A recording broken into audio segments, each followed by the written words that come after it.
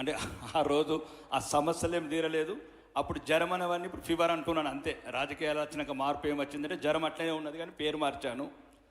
ఇంకా మరీ ముఖ్యంగా ఇప్పటి వరకు చెప్పినట్లు అనిల్ అన్న ప్రత్యేకంగా కామారెడ్డి ఎమ్మెల్యేకి కూడా చెప్తున్నా, అన్న మీరు చెప్పిన రూరల్కి ఇండస్ట్రీ తెమ్మని. ఇప్పుడు మల్లారెడ్డి కూడా చెప్పిండు.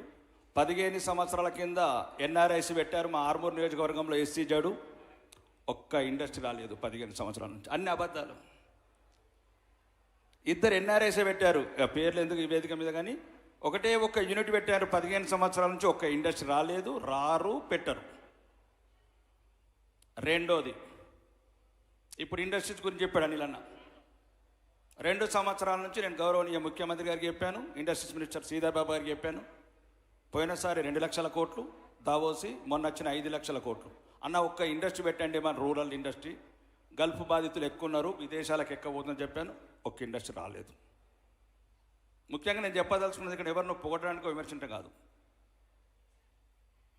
ఎన్ఆర్ఐలు పెట్టిన SEZ స్పెషల్ ఎకనామిక్ జోన్ లక్కంపల్లిలో ఒక్క ఇండస్ట్రీ రావట్లేదు.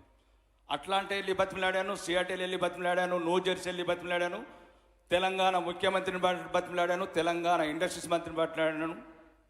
ఒక్క ఇండస్ట్రీ రాలేదు, రాదు.